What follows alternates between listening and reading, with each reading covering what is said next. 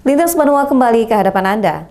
Seiring makin parahnya abrasi pantai di wilayah Kota Baru, Tanah Bumbu maupun Tanah Laut dan wilayah pesisir Kalsel lainnya, Ketua Komisi 2 DPRD Kalsel Muhammad Yani Helmi mengingatkan kepada pemerintah Provinsi Kalsel agar bisa melakukan reboisasi mangrove secara maksimal sehingga hasilnya tidak sia-sia.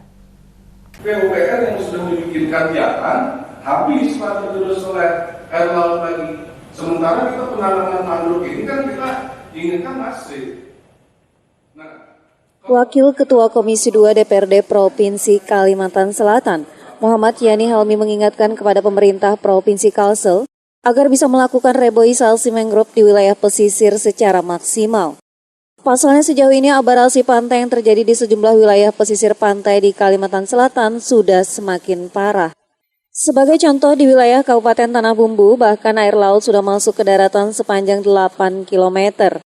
Paman Yani mengakui di tahun 2023 lalu, pemerintah provinsi sudah menganggarkan 3,8 miliar rupiah untuk reboisasi mangrove, namun sayangnya realisasinya tidak maksimal.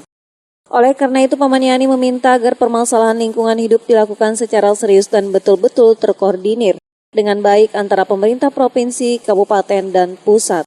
Paman Yani juga menilai dari sekian anggaran yang digelontorkan itu hanya terrealisasi sekitar 5 km.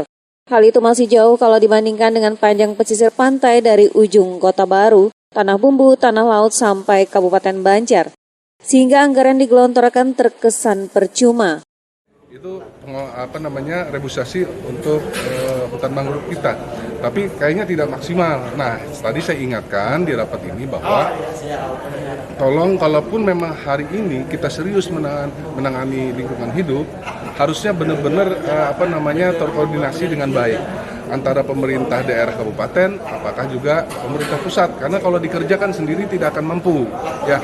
Sehingga hasil yang maksimal kita rasakan juga tidak terlalu. Bayangkan dari sekian saja anggaran itu hanya 5 km. 5 km dibandingkan luas pesisir pantai dari ujung Kota Baru hingga sampai Kabupaten Tanah Bumbu, Tanah Laut, dan Kabupaten Banjar itu tidak akan bisa. Kalau ini tidak bisa bekerja sama dengan baik, sehingga uang yang kita gelontorkan hanya percuma kalau kita separuh-separuh. Belum tentu juga dari sekian, katakan 5 km ya. 5 km yang di reboisasi tersebut itu belum tentu hidup semua loh ya. Karena kadang ada namanya musim barat, ya kan? Air laut, gelombang yang sangat tinggi itu menyentuh bibir pantai hingga hancur. Diketahui reboisasi mangrove merupakan upaya untuk memulihkan kembali tanaman mangrove yang rusak, sehingga dapat kembali berfungsi dalam mencegah abrasi pantai akibat gelombang laut. Mohail, Banjar TV.